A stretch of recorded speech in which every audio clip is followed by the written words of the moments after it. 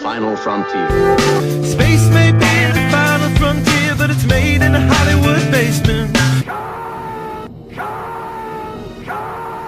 Fascinating, fascinating, fascinating.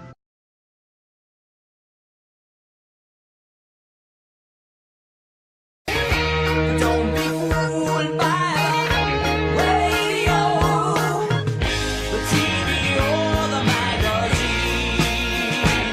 I found this pretty interesting with William Shatner, of course, the former Captain Kirk on the TV show that aired from 1966 to 1969 called Star Trek.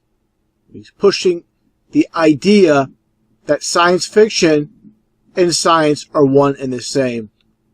And no doubt whatsoever that William Shatner is playing the role of controlled opposition. Also, to joke on the masses, a man, again, that played Captain Kirk in the original Star Trek series, all about exploring other worlds, is basically saying science and science fiction are one and the same. I found this very interesting with this interview with astronomymagazine.com. You have this guy here, no doubt a Mason. If you take a look at his channel, this guy is a Mason, no doubt, pushing the idea of other planets and space. There is no deep space. All we have is inner space, just like this 1987 movie. The truth in movies lies in the news. This is how they do it. The world of opposites. Now let's take a listen to, again, what William Shatner says here. Through your career and your writing and your acting, you've inspired so many people to enter the sciences. How do you balance science with science fiction? They're both the same. The universe is 15 billion years old, roughly. What happened for 10 billion years? If our Earth evolved in 5 billion years, what was evolving? Did something other in the other 10 billion years? See, this is the example I'm trying to explain here, how they use their controlled opposition, a puppet, for many decades in Hollywood with William Shatner, disputing the idea of science with, again, a man that was on this very famous TV show called Star Trek, pushing the idea of space. Find it very interesting how they basically are mocking the masses with using this character, the former character, I should say, with Captain Kirk, dismissing the idea of science. Anyway, the mystery of science fiction is what I'm talking about. Science and science fiction are essentially the same. Now, I found this interesting as well. Another convention with William Shatner. I find it interesting, the orange door for 33 in the back. Again, disputing science, disputing the idea of space. Take a listen. And I've talked to Michio Kaku and David Suzuki, and I'm going in a couple of weeks to talk to Dr. Stephen Hawking. And I tried to get through his book, A Brief History of Time. It's not brief. One thing I want to mention as well, all these people out here in the audience, they love the idea of Star Trek and the idea of space. And even though they laughed during his presentation, I'm sure deep down inside, they're very disappointed with what he says. Going against science, going against the idea of space. Take a listen. Well, it doesn't have much to do with history. And everybody I've met who is acquainted with the subject, I'm continually asking, look, I hear space-time all the time. No, space-time, it's space-time. That without space, without time, it's time and space, and the space is the time. Hard to comprehend what it is. Well, I don't comprehend what it is, so I ask these very important people who are working in the field, what is space-time? And they say, well, the gravitational force takes the photon of light and it bends the photon of light, so without space, without time, you have the time to cut. I said, well, wait a minute. In the 13, and I said this to Dr. Cochran, in 13.5 years, he said, no, 13.8 billion years. He corrected me by 0.3 billion years. If that photon, I said to him, if that photon of light at that farthest galaxy takes 13.8 billion years to reach my eye, isn't that time? And he said, yes, but the space-time and the time and the space and the space and the time. One of the gentlemen said, well, there are three dimensions, space, length, width, right? And then you have the concept of time. So something happens within that space, you got time. That's the fourth dimension. Yeah. And I said, well, I get that. Something happens within a cube, and you have time, and then you have length and breadth and width. And I get that. What's the fifth dimension, I said.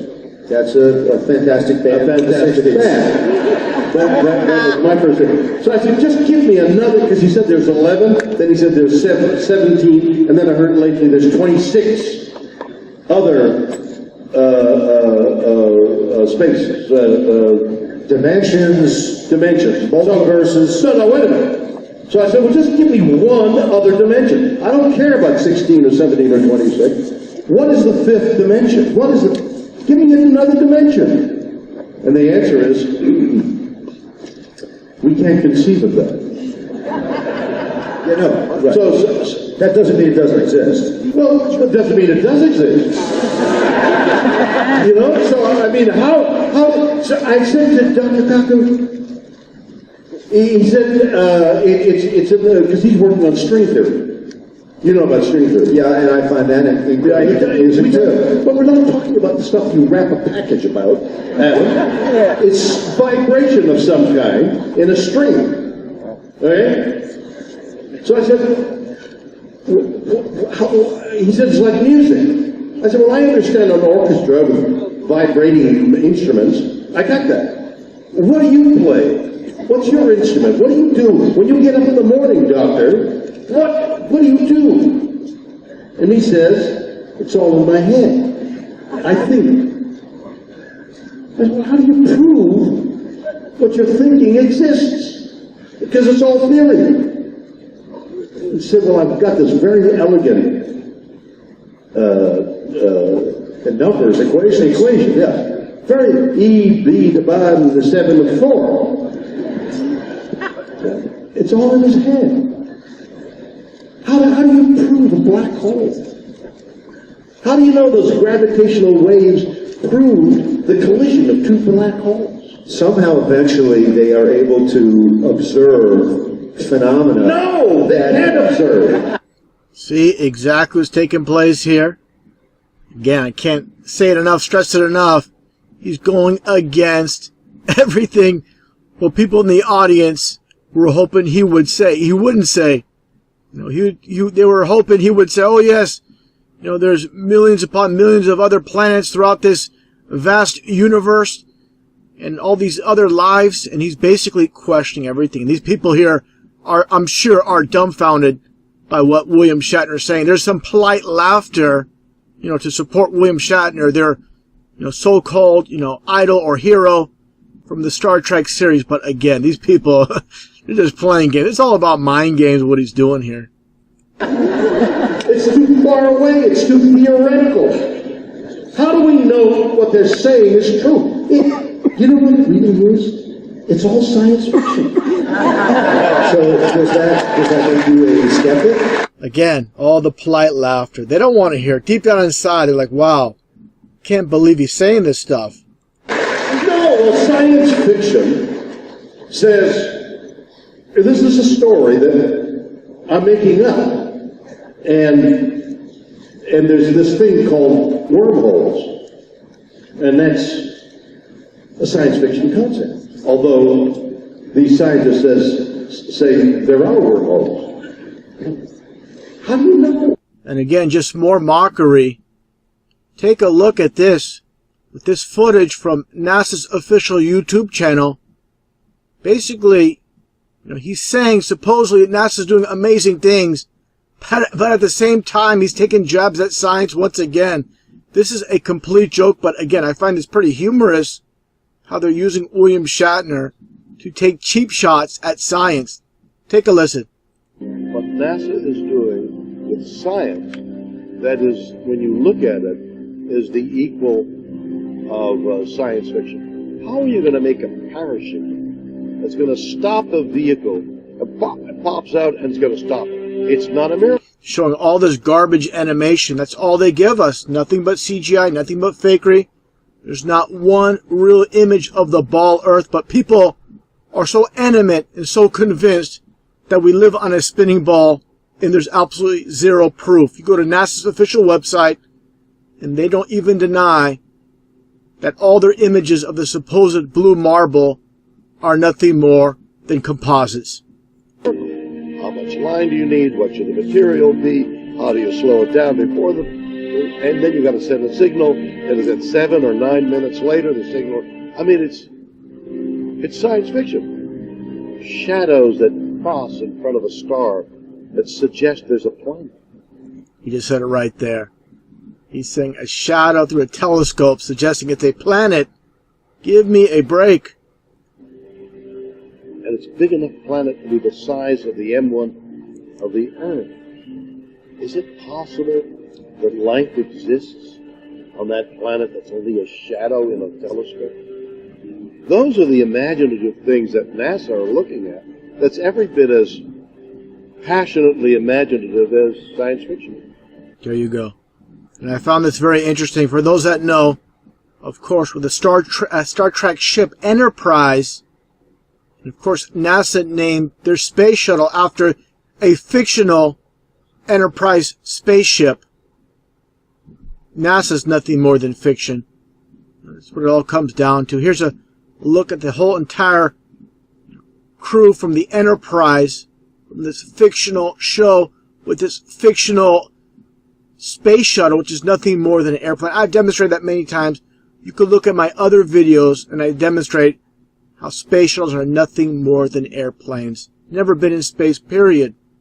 Now, with the occult of William Shatner, and the reason people like him are propped up, those that run this world, they love these occultic numbers that translate into names.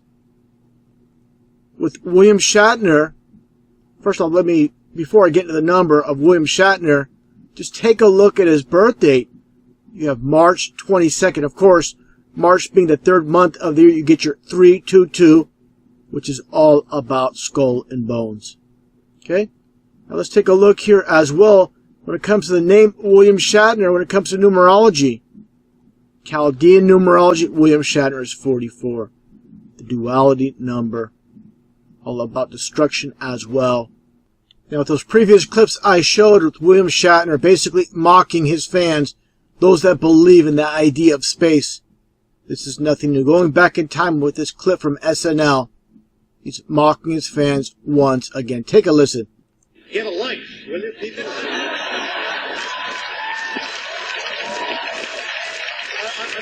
I mean, for crying out loud, it's just a TV show. I mean, look at you. Look at the way you're dressed.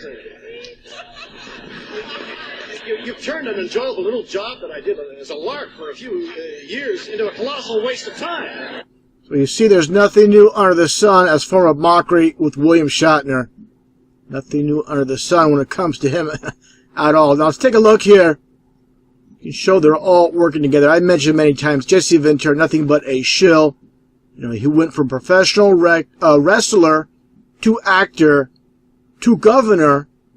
His real name is James Janos, born as James Janos, but uses his wrestling name as Jesse Ventura as governor. How obvious can it be? The world's nothing but a stage using actors. In government, just like Ronald Reagan, just like they use Sonny Bono as a mayor, as they use Clint Eastwood as well, Arnold Schwarzenegger, all actors, politicians and actors, all the same. Of course, both are atheists as well. And here's a quote from William Shatner. My belief system is that when this is over, it's over, that you don't look down from heaven and wait for your loved ones to join you. There may be some soul activity, but I'm not sure about that. But what I am sure is that your molecules continue in due time, become something else. That's science. And again, people need to understand, he wouldn't have been in the movie industry, in TV, Hollywood for as long as he has if he was a believer. It's that simple. These Satanists, these Masons that own and control Hollywood, they would not allow it. So again, they're not going to promote someone that's a believer in Hollywood. They do have their fake, puppets playing the role of believers, but they're just playing the role on the world stage, the controlled opposition. One other thing that needs to be understood about these Hollywood actors and musicians is whenever they're on camera, they're still acting, still playing the role in the world stage. I'm going to play some other clips with William Shatner again, with him singing. Again, just more mockery. Take a look and listen. The one thing needs to be understood about these Hollywood actors, even when they're not, on the big screen or in a television series, whenever they're being interviewed during these segments like I showed, they're still acting. No different. And I'll play some other videos, short clips, of just more mockery when it comes to William Shatner. Take a look. I'm not the man they think I am at home. Oh, no. As sweet as any harmony.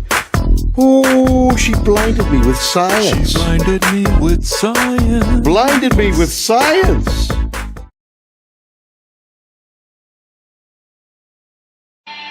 Belief system. Ist müssen wir live? Oder?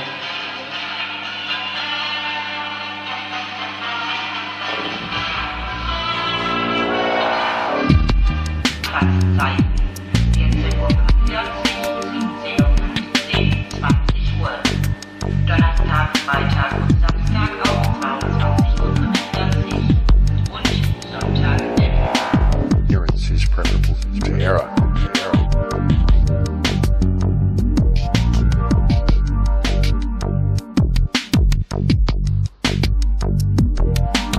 Ignorance is preferable to error.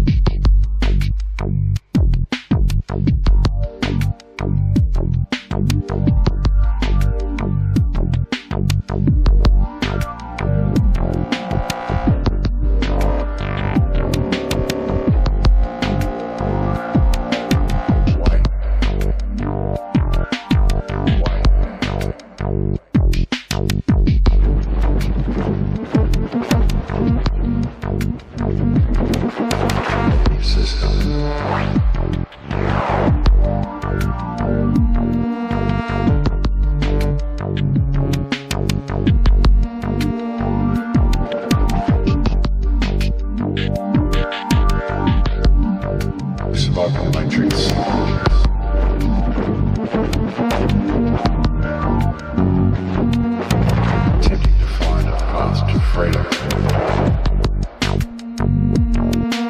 Attempting to find a path to freedom.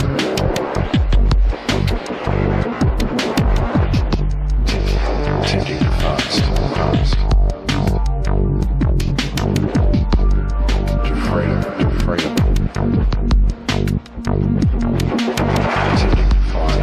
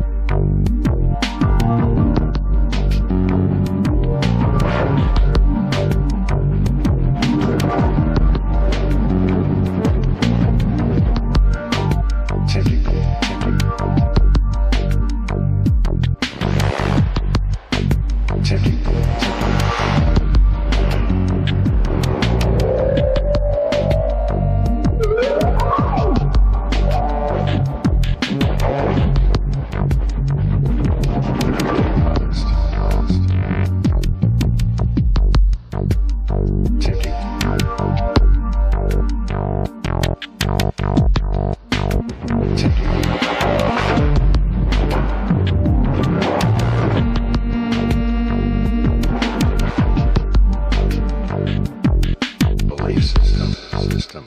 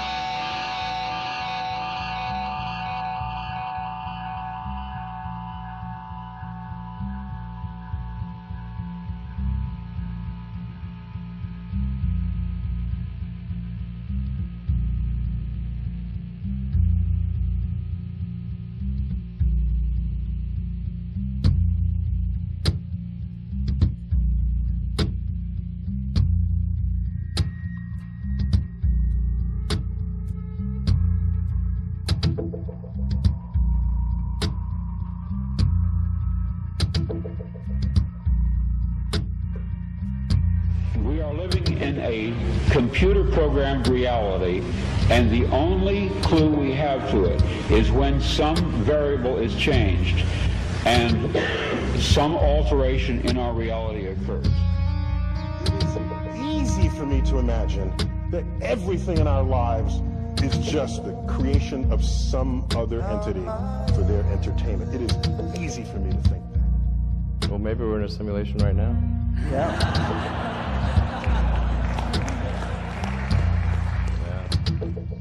Living in a simulated universe, a computer-generated reality.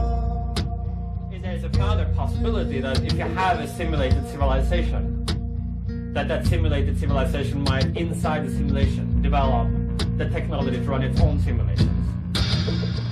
And you might then have a kind of nested simulation, with simulation inside the simulation. You might have many levels of simulation.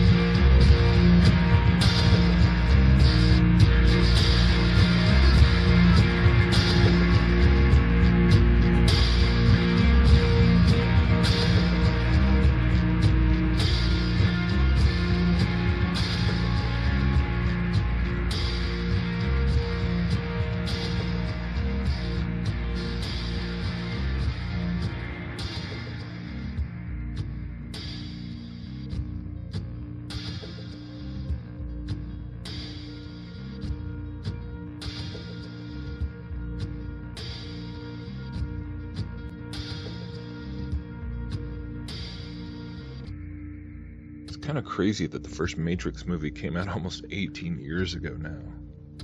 It's kind of hard to believe. I confess, when those movies first came out, I thought they were pretty amazing. But what's amazing to me now is to realize just how impactful those movies, and then of course a whole host of other movies that followed, were in the sense of that they introduced the mass public to the idea of simulation theory and packaged it in a way that was easily, digestible, and laid a lot of conceptual groundwork for so much that would follow in, not just in science fiction, but in both alleged science fact. Once you had this sort of foundational understanding that was established within the cultural zeitgeist. Of course, in the truth movement, in the decade and a half since 9/11, and the increasing number of people who've woken up, largely due to the internet, the Matrix has always kind of served as this, like, metaphorical touchstone for, the whole notion of taking the red pill and waking up to a dystopian reality, and the idea of everyone living within a fabricated illusion and this oppressive control system and everything else.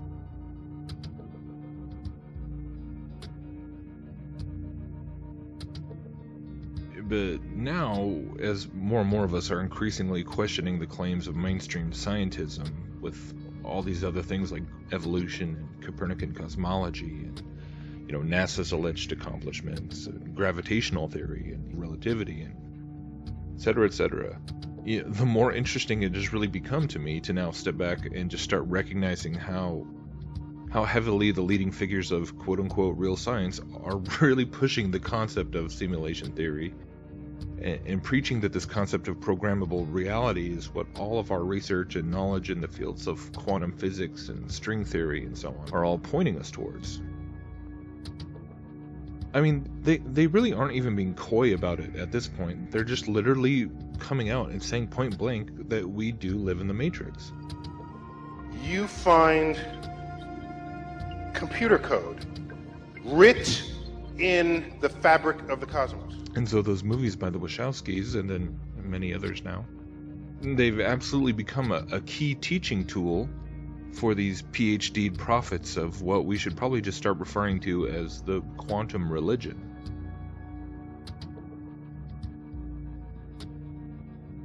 And I don't really know how else to look at it now, because that's just what it is. This quantum religion, or quantism, or whatever we want to call it, it's absolutely nothing less than a repackaging of all the ancient mystery school doctrines, just with new terminology and with a highly manipulated history of how these supposedly scientific theories and discoveries progressed through the generations. The more I study all of this, the more I continually come to the conclusion that so much of what is being claimed and emphasized through the halls of academia and so-called science today is in fact derived from ancient occult teachings through a sort of centuries-long cross-pollination of different systems such as Kabbalism, alchemy, and Hermeticism. And so for me, it's really kind of concerning when I see that a number of people out there who are exploring flat Earth and alternative cosmologies and such, they start considering and then incorporating various elements of simulation theory into some kind of enclosed cosmology.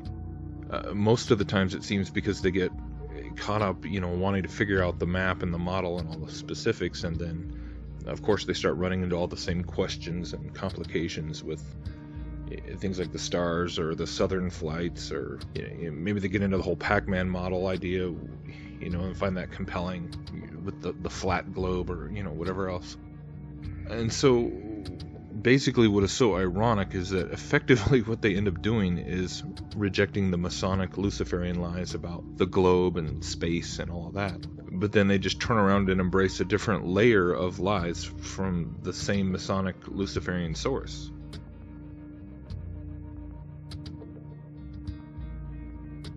And another crazy thing is that when we look at so many examples coming out of the Hollywood propaganda machine that's, pushing simulation theory hardcore, we see that they're not only just admitting that there's this connection between quantum theory and mysticism now, but they actually seem to be celebrating it at this point and intentionally presenting this connection as something that should be understood by the majority of people. Do not try and bend the spoon. That's impossible. Instead, only try to realize the truth. What truth? There is no spoon. There is no spoon? And so for me, this is really kind of the whole point. One of the real underlying reasons why I see so much of the deceptions of scientism and their occult roots, as having very serious and destructive ramifications, both now and in the days ahead.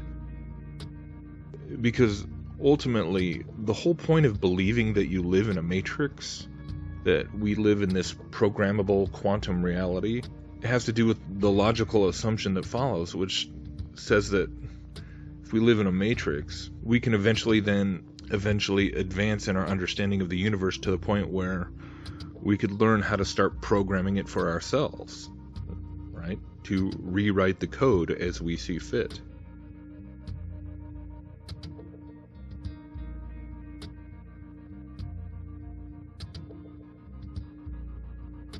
And that, in a nutshell, is the Luciferian dream. I mean, that is the essence of magical thinking. This is the mentality of witchcraft. This is the core mindset of Hermetic philosophy. I came across this description of Hermeticism the other day, which I thought was incredibly telling.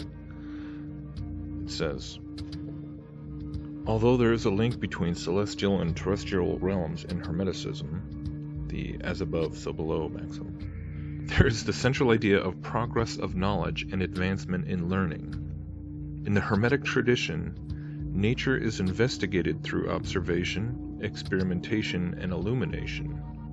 The purpose is to discover and detect that which is invisible and find the hidden linkages between things.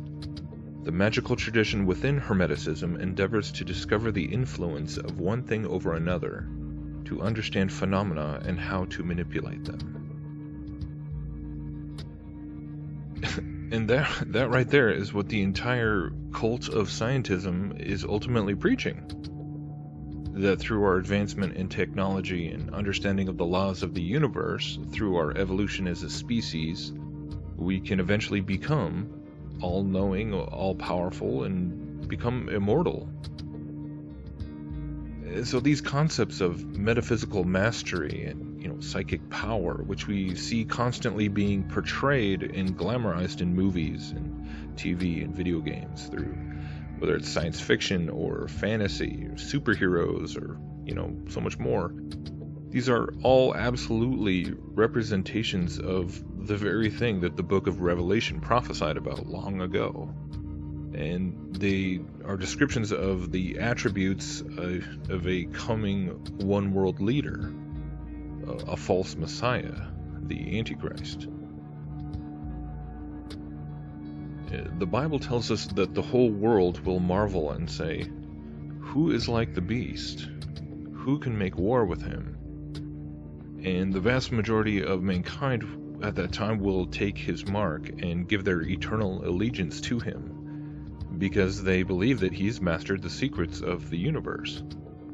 They will worship a, quote, god of forces, who I believe is really just Lucifer, the ancient serpent, or the dragon.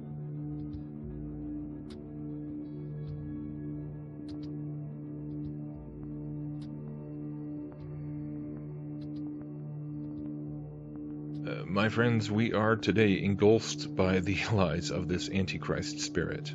We are surrounded by the false doctrines of demons, which make all kinds of empty promises about achieving godhood through secret knowledge, without the need for repentance, without the need for Christ's shed blood. But please, fear not, because the false prophet, the beast, and the dragon will be overcome by the Lord himself as he returns in full power and glory. Do not be disheartened by this exponential increase in wicked delusion and idolatry. Do not grow faint because the powers of darkness appear to be growing stronger, even though in the end all they really have is parlor tricks. And do not succumb to these deceptions, to the vast array of alluring lies of Luciferian occultism masquerading themselves as science. Instead, look to the Lamb who sits on the throne, the one whose voice the very wind and the waves obey, the one whose name the very rocks will cry out in praise if no one else will. He is your refuge. He is our strength in our salvation.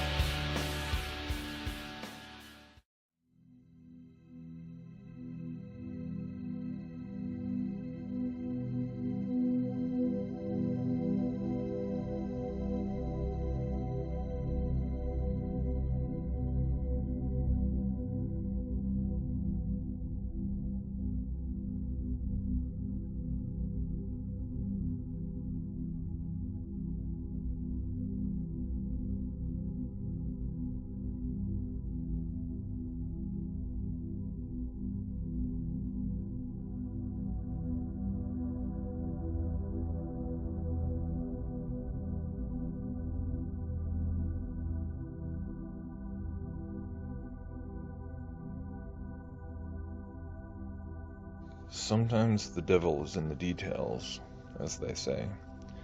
Other times you have to be able to step back and relax your eyes and just try to let yourself see the subtle yet sweeping arc of the picture, the broader vignette, so as not to miss the forest for the trees.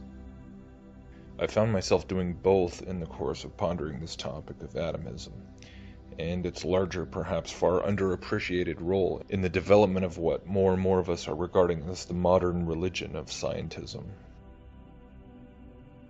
When we step back and consider this religion, which parades itself as being no religion at all, though it absolutely is, we can easily start to establish that it functions upon a foundation of several key philosophical assumptions, foundational concepts.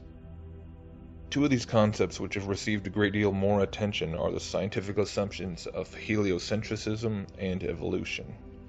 Both of these core tenets of scientism have been demonstrated to have originated far back in ancient times, in the mystical spirit science schools of Greece and India.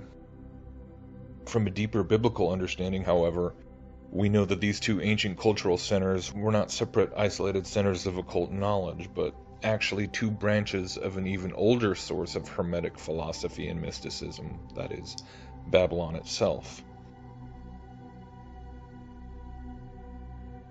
Babylon, in turn, was the resurgence of an even older tradition of occult knowledge and practice, which was the era of the pre-flood world, where fallen angelic beings had come down, sired the hybrid offspring known as the Nephilim, and also taught humanity a whole host of forbidden and abominable practices.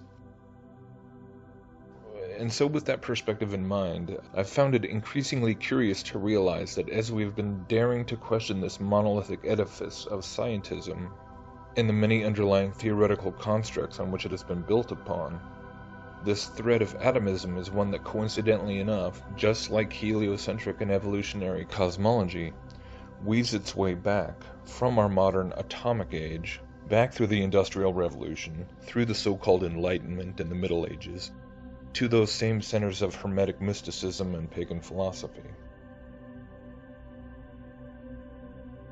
Personally, I find it fascinating that all three of these, quote, pillars of scientism just so happen to have first come about not by way of true scientific experimentation and discovery, but through speculative philosophy.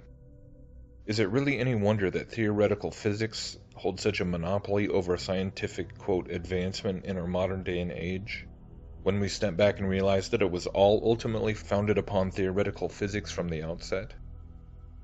But what's also interesting, beyond just the philosophical inception of these things, is the route by which they took to get from those ancient Hermetic schools to our present-day universities and classrooms. And in the case of the path from atomism to the atomic age, we find some very interesting things indeed. Most people who are familiar with the term atomism know about its Greek history with figures such as Democritus and Plato, its basis on the central assumption of reductionism, the correlations to the concept of the four principal elements, and so on.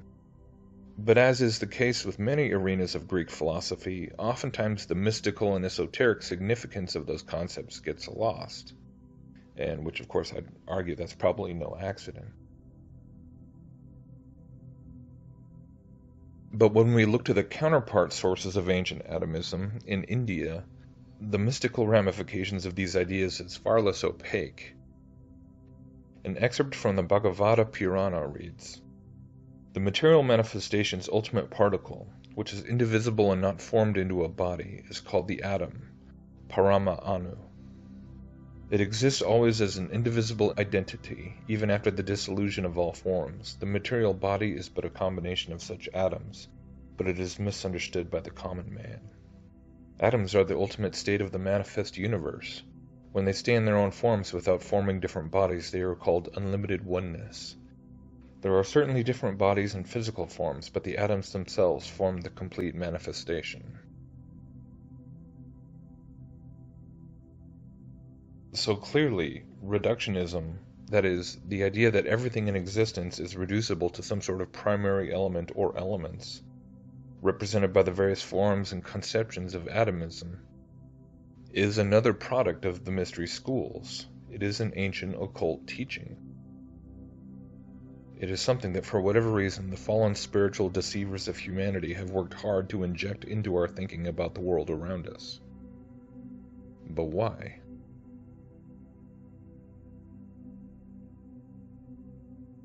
I found the trajectory and trail of atomism to be most telling indeed when it comes to the stage of the manner by which it was largely carried through the centuries, from ancient to modern times. The vessel of preservation and dissemination was in fact the occult practice of alchemy, which coincidentally also factors into the histories and progression of things like Copernicanism and evolution. In fact, alchemy is almost like the nexus through which all these endeavors of astronomy, physics, chemistry really began to be incorporated into each other to form the early stages of our quote-unquote modern conceptions of universal mechanics.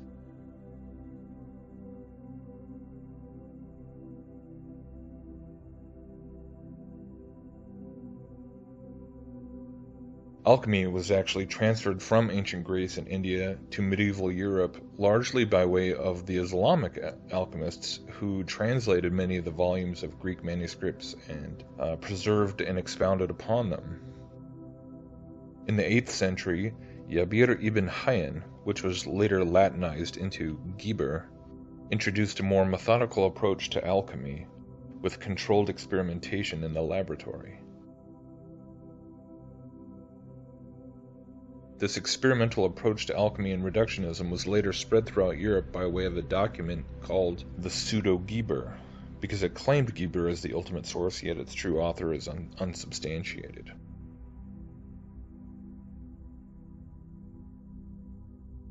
In any case, the interplay between the spheres of alchemy and atomism is undeniable, and we see so many of the key historical figures commonly associated with alchemical and esoteric studies also being central to the revitalization of atomism in Europe.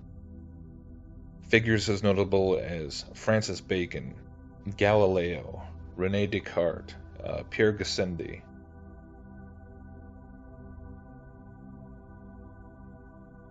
Eventually, the classical Greek atomism morphed into something referred to as corpuscularianism, which was the same basic concept of reductionism, only it allowed for the possibility that atoms themselves could be divided into even smaller units of matter. This modified form of atomism was championed by the likes of Robert Boyle, considered by many to be the founder of modern chemistry, and one of the most famous alchemists in all of history, Sir Isaac Newton. From there into the 1800s, our history books insist that this is where alchemy began turning into proper chemistry, mysticism giving way to science, and atomism finally becoming formulated as a formal mathematical theory by a man named Roger Joseph Boscovich, who was a philosopher, astronomer, physicist, mathematician, and a Jesuit priest.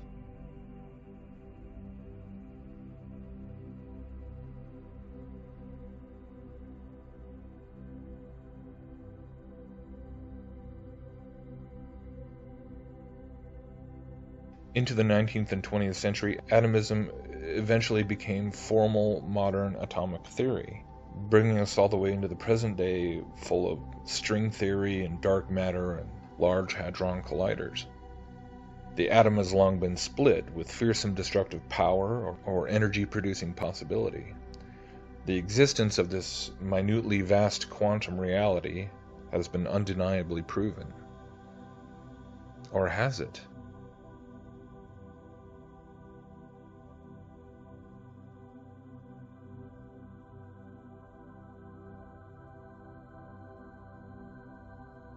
Do the pervasively occult origins of these theories have any remaining significance for us today?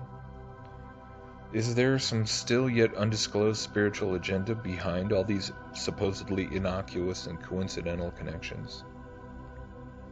Modern occultist Manly P. Hall certainly believed there was a great deal of esoteric significance to atomism, and he gave many lectures on the topic.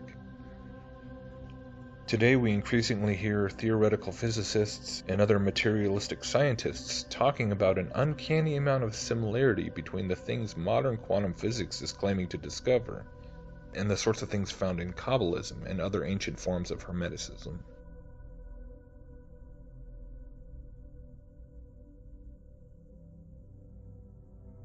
Through the history of atomism, we can see this familiar trend of an original mystical philosophy gradually and painstakingly hammered into what is supposedly a purely materialistic and scientific knowledge base, which then, ironically enough, winds up coming full circle to where it begins pointing humanity back to that original underlying Hermetic belief system. Has humanity effectively been duped into building the machines that will serve as the key to freeing a horde of entities from a dimensional prison? Did fallen angels perhaps begin perpetrating these false cosmological and physical doctrines long ago, so that eventually we would believe we were acquiring the knowledge to achieve our own immortality, when in reality we were only playing God?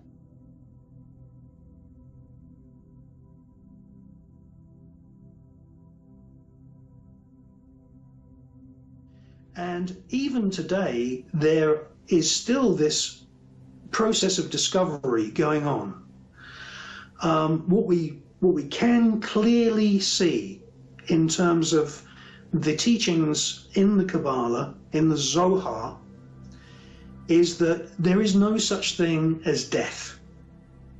This is very important teaching. For example, you're driving along in your car and you see a little animal. He's been run over, it's roadkill, it's a shame. But in the true lessons of the Kabbalah, that animal is made of atoms which are described in the Kabbalistic texts. And atoms are miniature points of light. This is how they're described. They are particles which you cannot see with your eye, but they are the building blocks of everything in the universe. And that little dead creature, he is made of atoms, and those atoms are full of energy. And so the Kabbalistic texts and the tradition really breaks things down into particle theory. And what is really fascinating is that the oral tradition of the Kabbalah, teaching, from father to son, mother to daughter, this, I suppose, a version of nuclear physics was very strong in Central Eastern Europe. Okay? Where do all of the nuclear physicists come from? Niels Bohr, Szilard, Albert Einstein, the Oppenheimer brothers, Edward Teller, who invented the hydrogen bomb. If you look at their family histories, they all come from Central Eastern Europe, which is the geographical area where the oral tradition of the Kabbalah was its strongest in Europe. And I've just written a new book that's coming out tomorrow called The Real Dr. Strangeloves. And, it shows that the Kabbalah is now being written into quantum theory. Quantum theory with quarks and neutrinos and all these exotic particles traveling at, 2/3 of the speed of light that are being discovered in these particle accelerators. If you know about the Kabbalah, which though people like Albert Einstein and Edward Teller definitely knew about the Kabbalah, you can see that it's almost like they're making quantum physics fit the Kabbalah.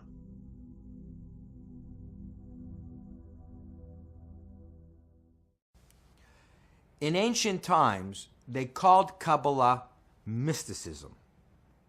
But if you tried to explain the computer just even 200 years ago, or the fax machine or the internet, they'd call it mysticism. So Kabbalah spoke about concepts that were literally not just centuries, but even millennia ahead of time.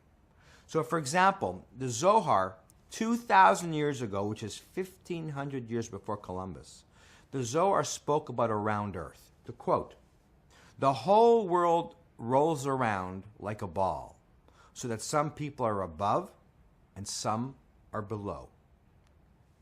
The Zohar said 2,000 years ago that true reality exists in 10 dimensions. Can you imagine? We just learned about dimensions in this century, that there's other dimensions we can't see. So Kabbalah said true reality exists actually in 10 dimensions. Now, why is that important? They said, if you look around with your 5 senses, we only detect 1% of true reality. The remaining 99% is hidden, says Kabbalah, in these other dimensions.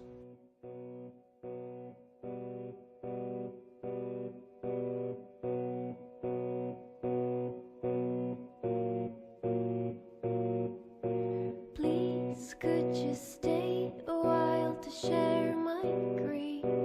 For it's such a lovely day to have to always feel this way. And the time that I will suffer less is when I never have to wake. Wandering stars, for whom it is reserved the blackness of darkness forever. Wandering stars, for whom it is preserved the blackness of darkness forever. Those who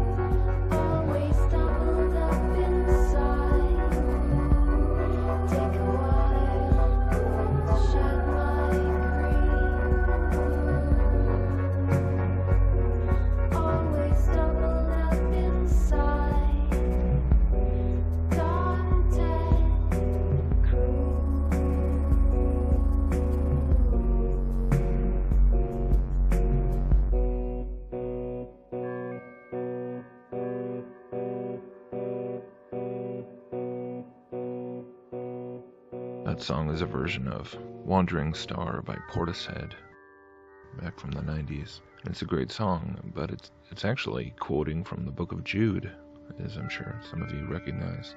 Jude being really the only specific mention of what today we call planets anywhere in the Bible.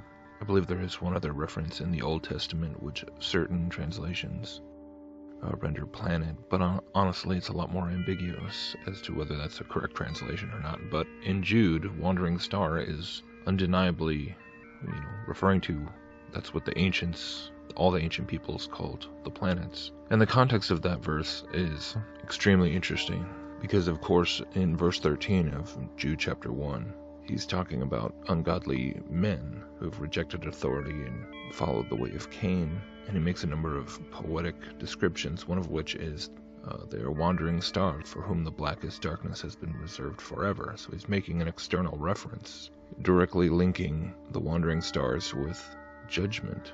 And it's made that much more interesting being in the book of Jude, which is quotes from the book of Enoch and connects to what it says about the luminaries that did not hold to their assigned paths and the judgment that was given to them. But why am I talking about all this? In the past, I've touched upon this in the sense that in Genesis, when it's on day 4, when the luminaries are created, it only mentions, of course, the sun, moon, and stars, and those are 3 distinct creations. The sun is clearly not one of the stars, and this is not observational language or whatever kinds of hermeneutic contrivances people want to come up with. There are 3 distinct categories. And of course, the planets is not a part of that. They're simply stars, sun, moon, and stars. But what's also noteworthy is that not is just the term or mention of planets missing in the original creation, but this whole concept of a planetary system, a solar system, is nowhere found in the Bible. I mean, in the book of Job, it does reference the constellations, and the constellations having names, and so by that we can infer that the constellations were actually a part of the original design. But the idea of these wandering stars being part of the design and comprising this very complex system is never so much as hinted at, and that becomes increasingly significant when you turn and then look into the realm of the occult and mysticism and things like the Kabbalah, because it starts to become very interesting that the planets long before Galileo or Copernicus or any of the modern conceptions of a solar system were around, the planets were,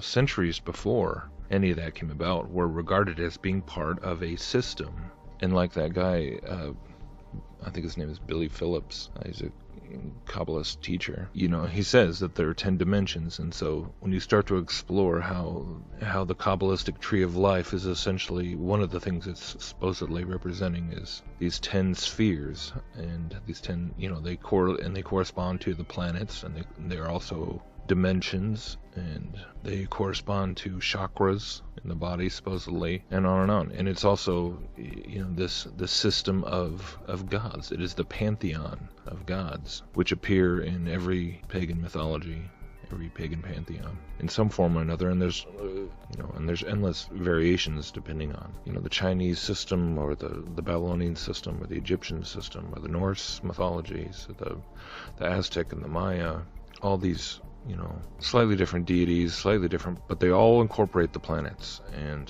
the more you delve into this, the more you see how central it is to all occult cosmologies, all occult belief systems. While the only reference in the Bible is really this one in Jude, and it is one associated with judgment and rebellion and the fallen angels.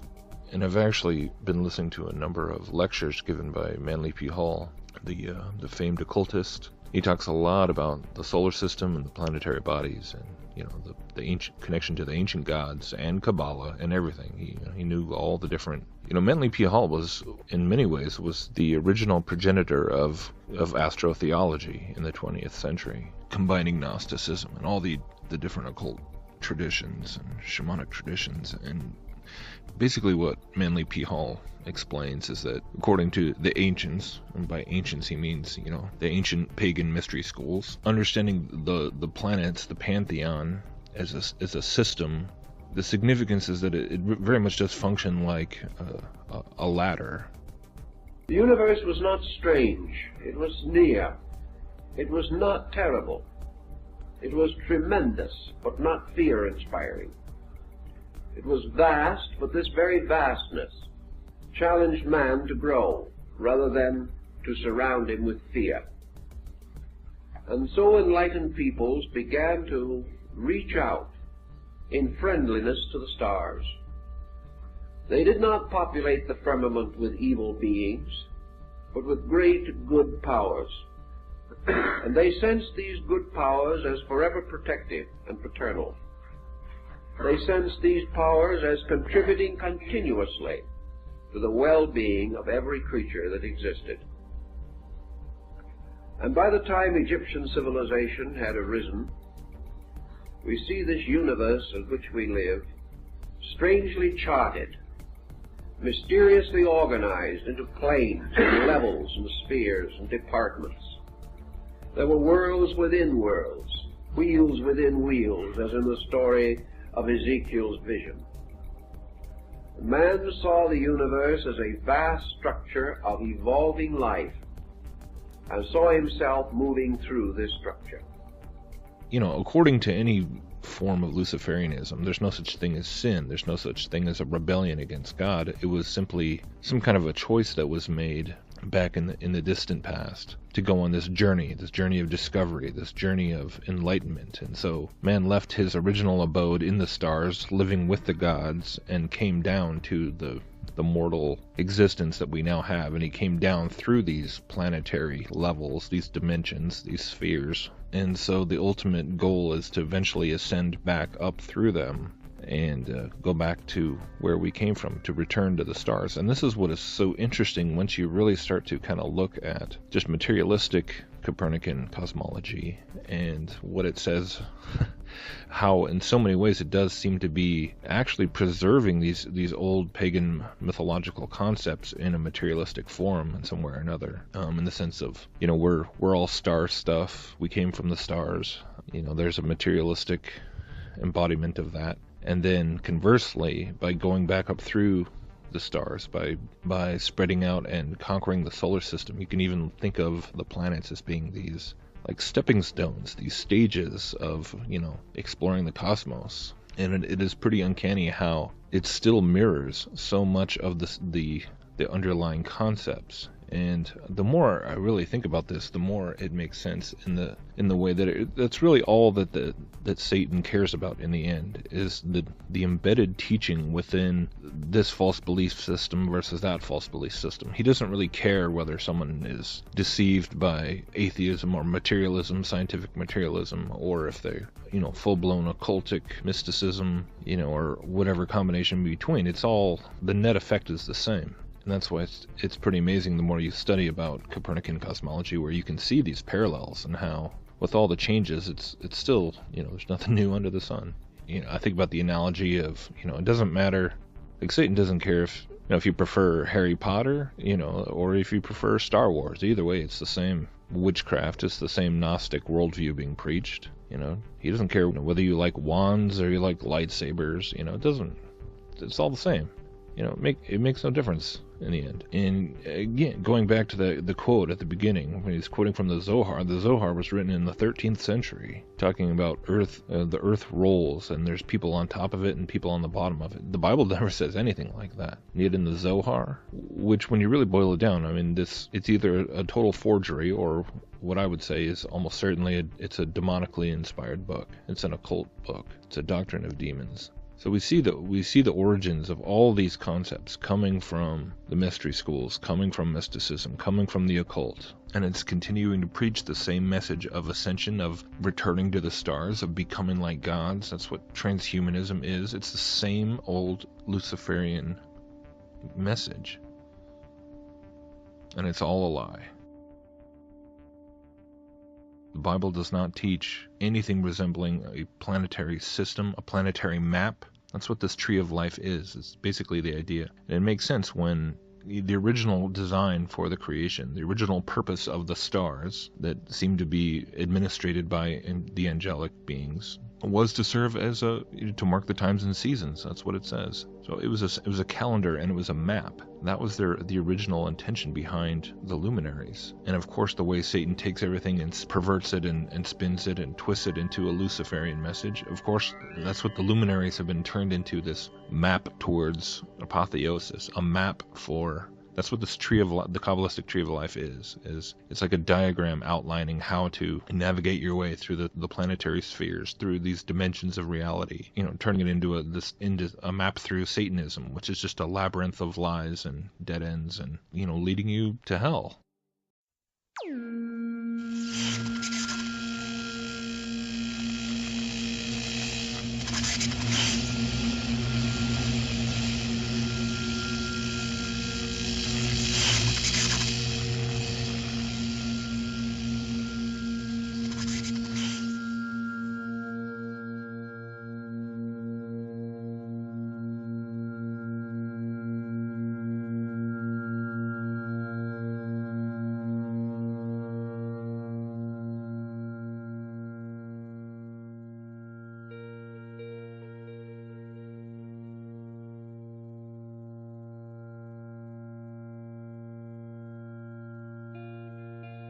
Rethinking the topic of cosmology obviously involves a lot more than just simply questioning the geometric shape of terra firma. And the subject of the whole electric universe idea is something that I've been vaguely familiar with since even a little bit before I started looking into the flat Earth, but to be honest, there's just been so many various avenues and directions that I've felt drawn towards researching within this broader umbrella of enclosed cosmology for the past year that I honestly haven't had much of a chance to look into the electric universe or electromagnetism all that much yet, so...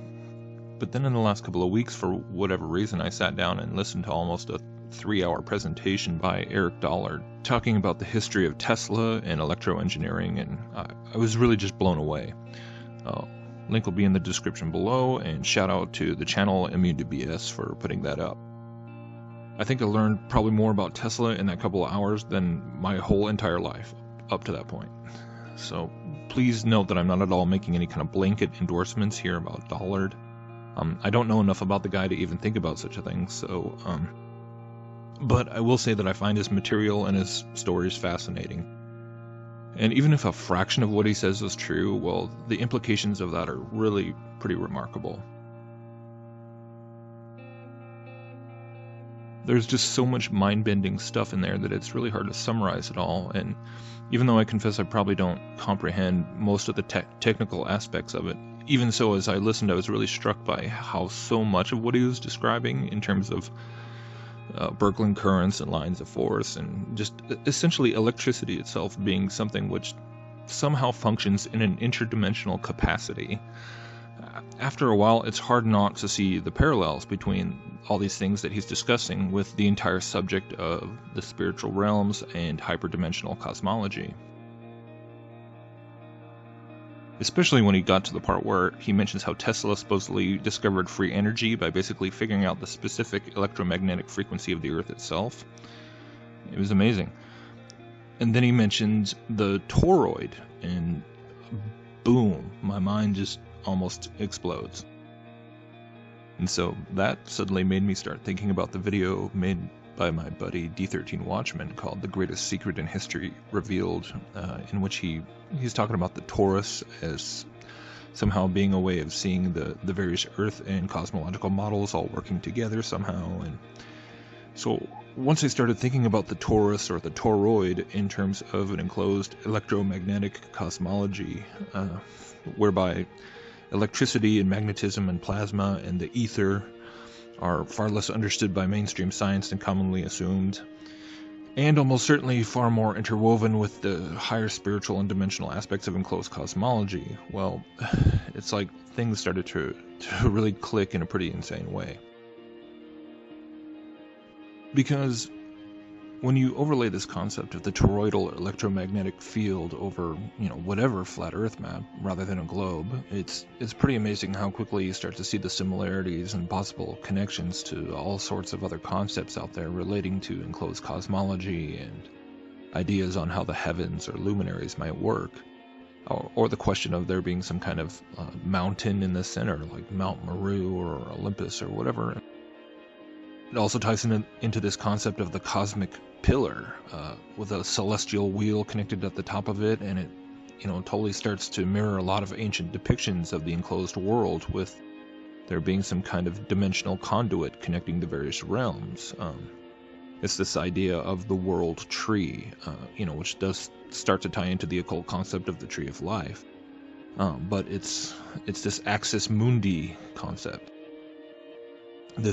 It's this trunk that basically somehow connects everything in the enclosed system in some kind of interdimensional way. In Nordic mythology, it's called Yggdrasil, and interestingly enough, that name was featured in the first Avengers movie, or actually, I think it was the first Captain America movie, which tied into Avengers movie, where they found the Tesseract. And the Tesseract, of course, was this cube which opened up a portal to another part of the universe. But this world tree or axis mundi idea is one that goes very far back into ancient times and seems to have permeated almost every culture, practically to the same degree that a belief in a flat Earth did. So.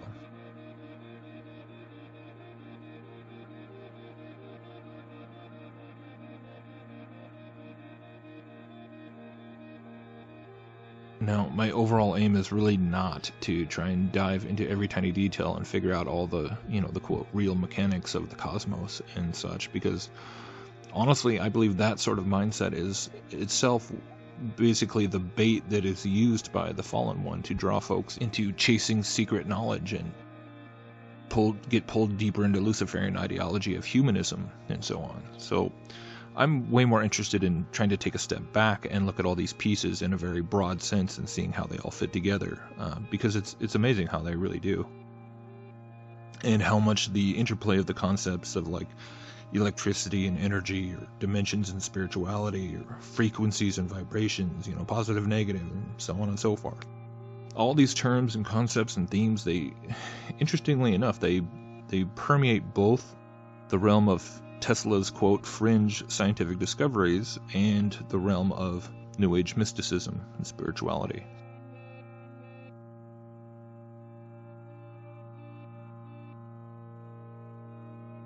So this is something I want to tread very carefully into by recognizing and re-emphasizing the fact that we know that Satan has taken every aspect and every element of God's creation and somehow twisted it, commandeered it into being a vehicle for spreading his lies and Luciferian doctrines. And it's always about turning people away from worshiping the Creator and instead worshiping some part of the creation.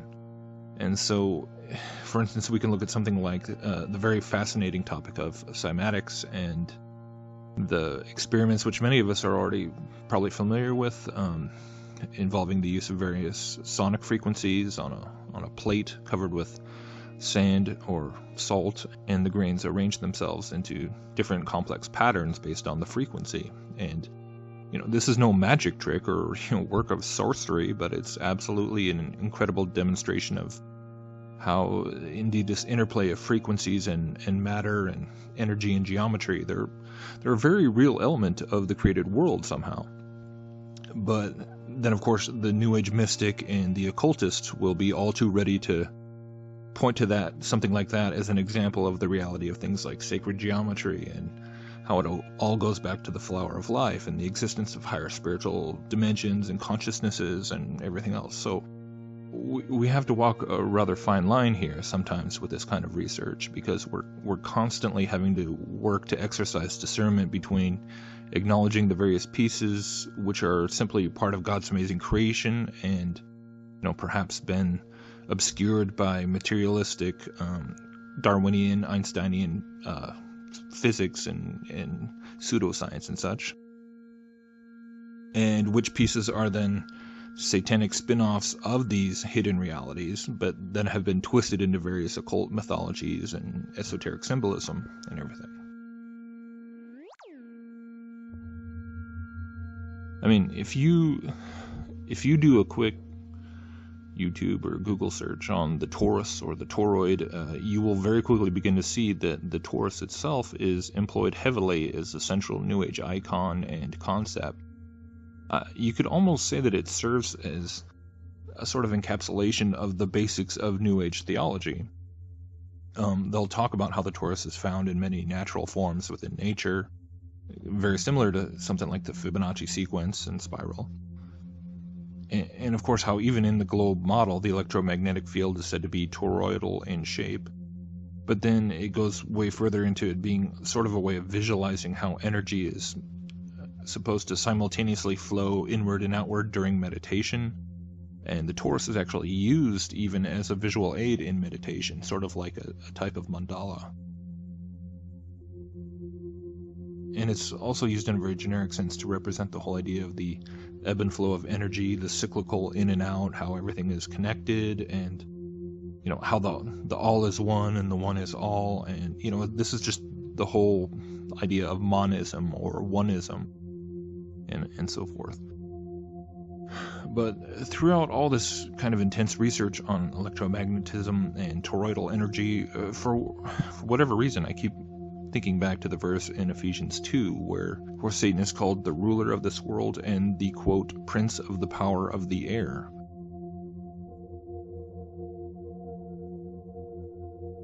And I've actually long wondered about just what exactly that phrase in that verse might mean, since most commentaries will tend to focus on just the basic idea of Satan being in control of all the earthly systems of man and the ruler of the fallen world, which of course is absolutely true. But what about that, quote, power of the air? I mean, is that just about flying or the heavens and the stars or whatever? But as I've been digging into all these crazy rabbit trails involving Tesla and Goddard and the universe, the electric universe idea, it's getting harder and harder not to think that it might actually have to do maybe more with just the plain and obvious interpretation of it being the power that we've all seen crashing through the air during a lightning storm.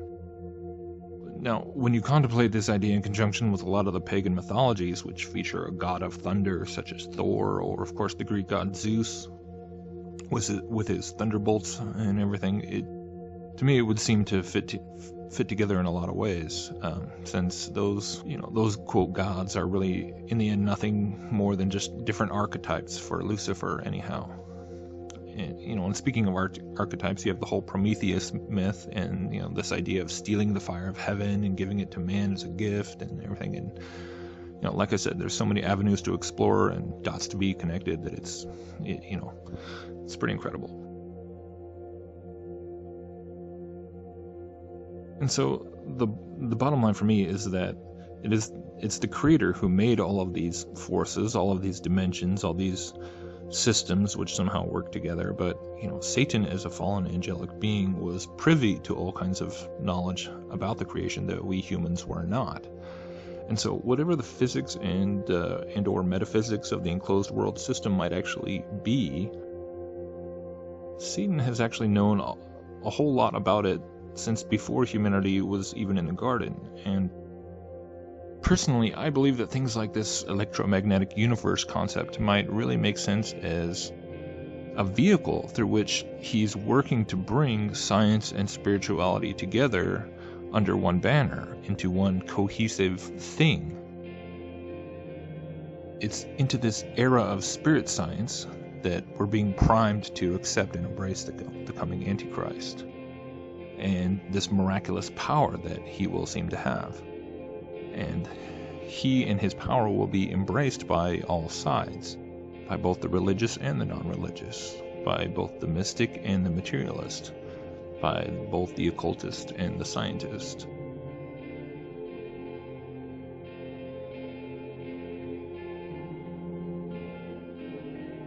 And so that's my thoughts on all this. I just kind of wanted to cram it all together, throw it out there, see what you guys think.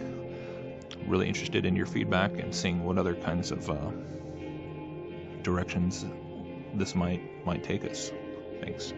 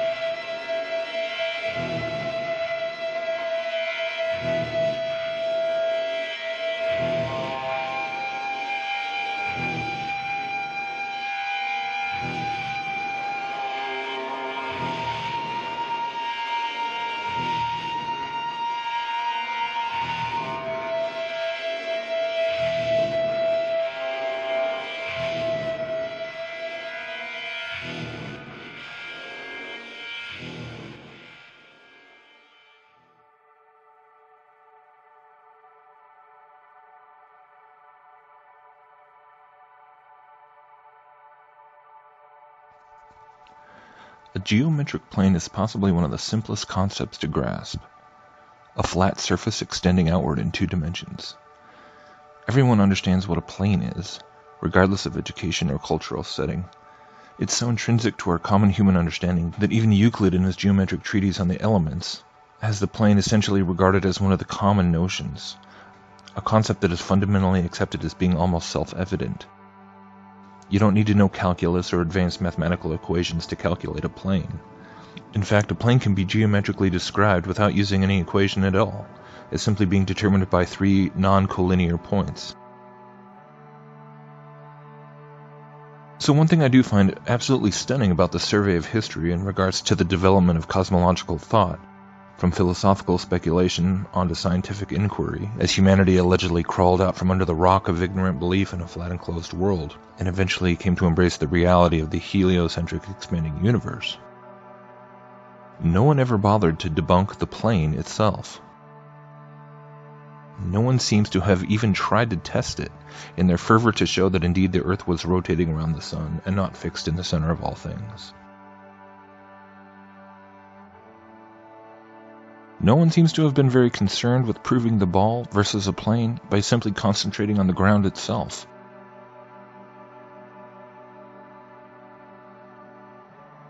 Everything that we read about it in terms of historical figures and events which played a role in the broader Copernican revolution centers around the question of the heavens. Even Eratosthenes, in his famous experiment to calculate the circumference of the Earth using the shadows of 2 distant sticks, was relying upon the solar luminary and making a great deal of assumptions about the Earth being round in the first place and the size and distance of the Sun in relation to it.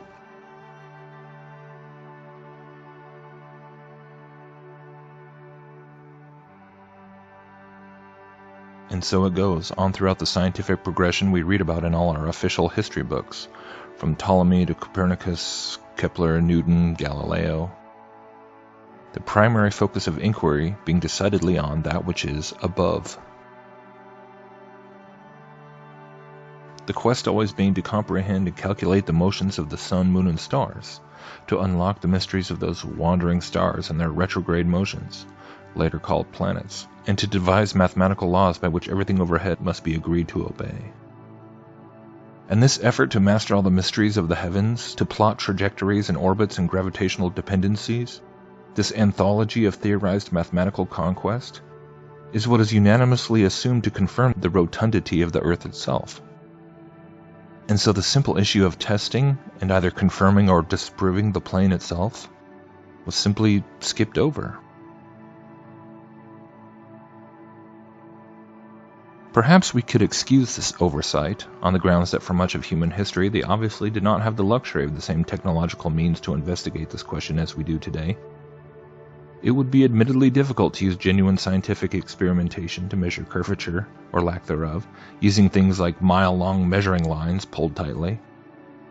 But then, in 1609, when Galileo finally constructed the first telescope, his first and only inclination was to point it to the sky, to observe the celestial bodies and strive forward in his defense of heliocentricity.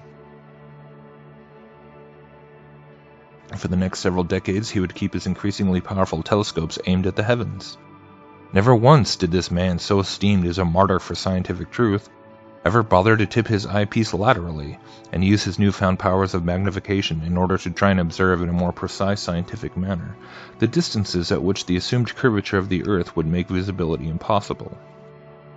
No, there were far too many more important questions and controversies to address, such as the matters of comets or the backwards regressive politics of the Roman Catholic Church. It was not until over 200 years later, in 1838, when Samuel Rowbotham began to apply telescope technology towards his consideration of curvature over bodies of water. Not so coincidentally, this period saw the sudden discovery of the phenomenon described as atmospheric refraction. How convenient.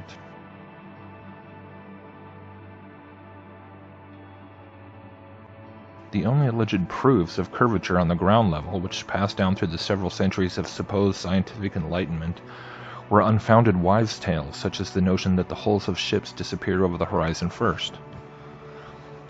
People still use this argument today, despite the fact that science never bothered to vet this commonly held notion through actual experimentation. Today, more people than ever are familiar with the phrase, "as above, so below," which for a long time was a saying confined to esoteric circles, and most people associate it with various mystical and occult interpretations, and rightly so. But only recently it dawned on me that this notorious phrase, which on its basis level I believe to be a perversion of the biblical quote, "on earth as it is in heaven," it actually applies to this broader historical debate and supposed discovery of heliocentricity in a rather interesting way. The phrase begins with "as above," and then that which is below takes its cue and follows suit. Of course, this has a very twisted spiritual teaching behind it in a very real occult sense, and I'm not dismissing that at all, on quite the contrary. But that's sort of my point. In relation to everything I just outlined in the progression towards the Big Bang cosmology heralded by scientism today, we see this same simple esoteric phrase as really being the template for how it all played out. As above, so below. This is also the intellectual filter through which the majority of people, even to this very day, respond to the notion of a fixed flat Earth when presented with it for the first time. The litany of objections almost inevitably includes every assumed astronomical explanation there is, from sunrises to moon phases, north and south celestial poles, the planets being spherical in appearance, the multinational space program, eclipses, equinoxes, etc., etc., etc. Always the question of the heavens are posed first. Always the model and explanations for that which is above is demanded first. And then the shape of the Earth, the actual existence of a simple curve or a plane, is essentially an afterthought.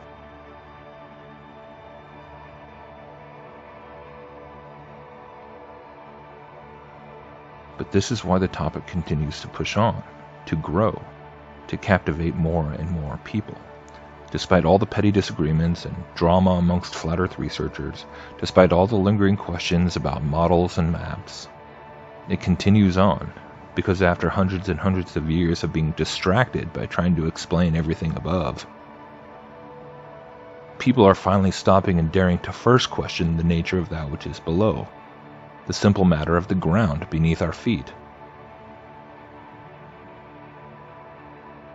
This is the Pandora's box that has been opened and now cannot be shut again. Planes or curves are not complex things. They can be measured. They can be observed. They can be confirmed or denied, and done so without massive government budgets or scientific institutions. This is where the science should have started all along. and it is where the issue will begin to be finally rectified as we test out which was overlooked, even though it's been right there in front of us all along.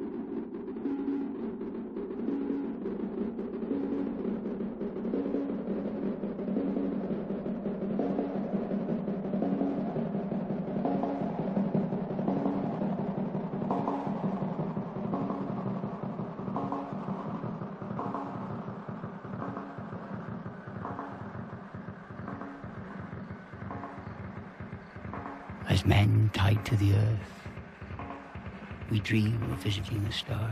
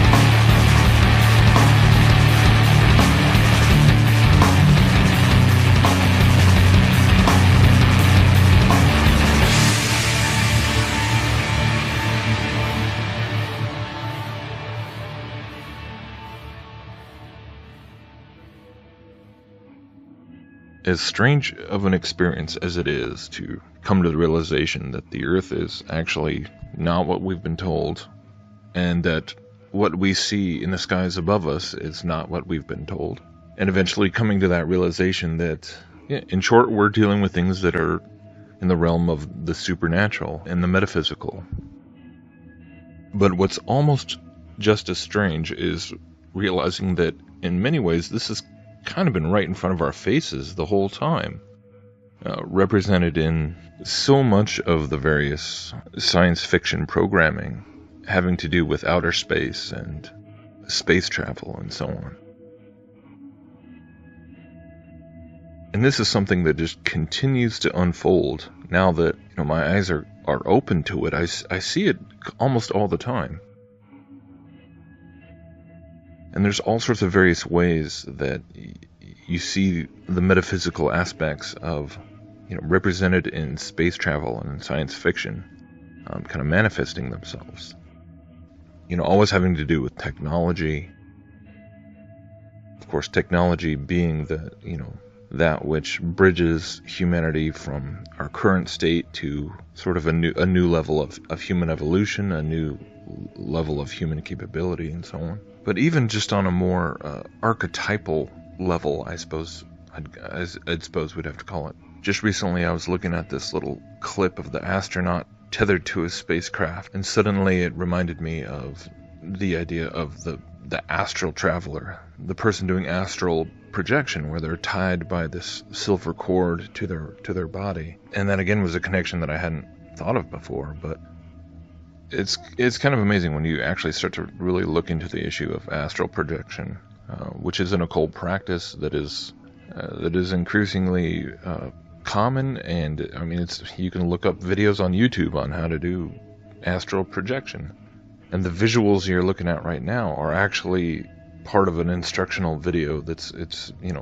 a meditative aid trying to help you leave your body and do astral projection. But of course the visuals that they chose are these space nebula images, and you actually see this all the time once you start looking into New Age material, and they're actually trying to do an animation or an illustration, and they're trying to show the spiritual realm that the practitioner is trying to come into contact with through meditation or astral projection or whatever, or rituals, and all these things. Much of the time it is portrayed as looking exactly like outer space. And in many ways it's the same sort of desires kind of behind both concepts, or the same sort of the same idea of freedom, of flying around and being able to go anywhere you want and go visit alien worlds or go visit alien beings and have conversations with advanced alien races. It's just another form of the ascended masters idea. I mean, the more you really look into all these things, you see how interwoven the whole idea of space travel is with occultism and witchcraft, and that's where its origins are, whether it's the Nazis or Jack Parsons or whatever else, but all the propaganda that we see today. But it's something that just continues to make me wonder just how far that reality actually goes, how far the metaphysical aspects of what is believed to be going on in outer space, even with things like satellites. Speaking of archetypes, I was looking at some footage the other day, and just suddenly it struck me just the curious nature of how satellites, 9 times out of 10 are shaped, are portrayed as being shaped in a way where they have these solar panels that fold out like wings, and they look like these sort of flying bugs or creatures with wings, which I suppose they claim is because of there's an engineering reason for creating them that way, so that they can actually unfold out from the satellite. But it just kind of got me thinking and made me wonder, like, how do we even really know that communications signals, which are just various forms of EM waves being beamed up towards the firmament at a specific location, whether it's stationary to a part of the Earth or supposedly moving in an orbit, and then that point in the firmament is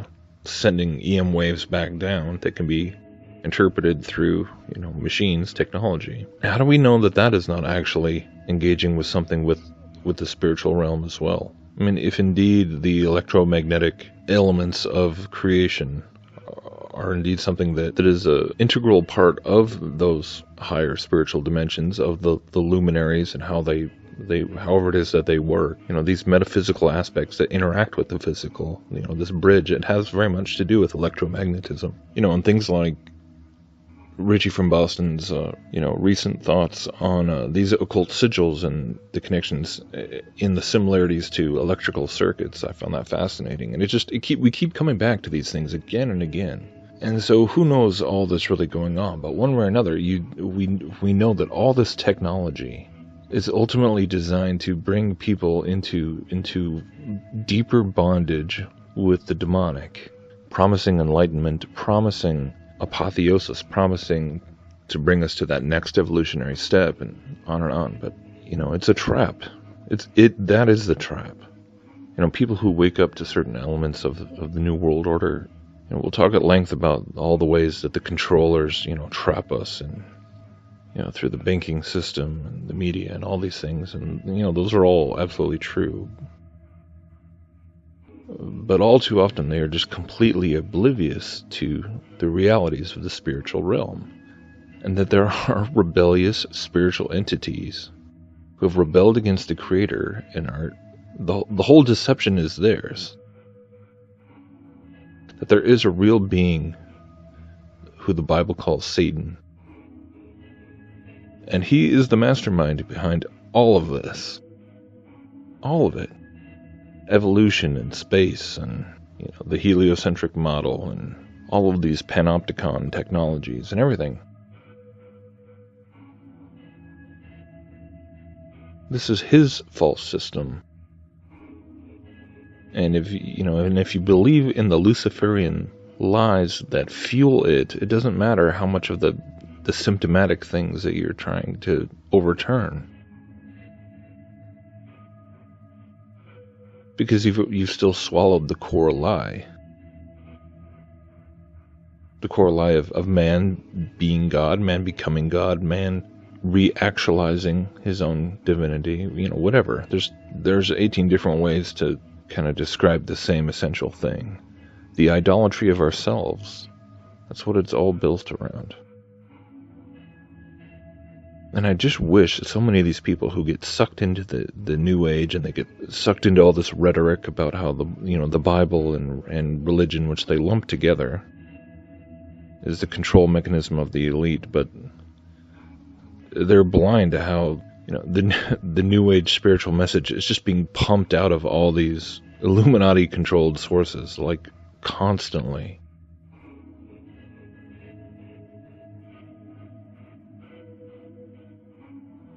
This is the message that they preach. And you're still buying it.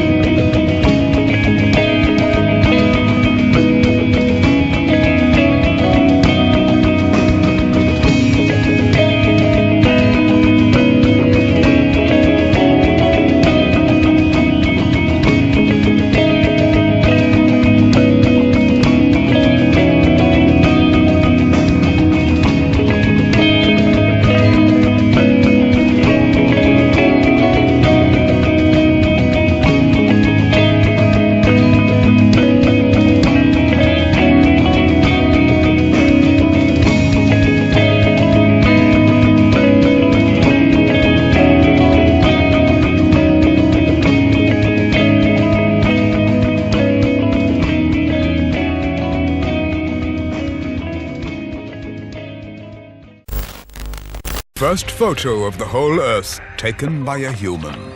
In the 45 years since the image was captured, our population has doubled, and our home planet has been transformed. Looking at Earth from space, we see that as human beings, we adapt. Told from a unique perspective, this is the story of our impact on planet Earth. This is our home, but it's not our planet. We don't own it. The future owns it. Man-Made Planet, Earth from Space. Part of the Man-Made Planet season. Saturday at 8 on Channel 4. There are a group of people that absolutely and honestly believe the Earth is flat. The Earth is flat.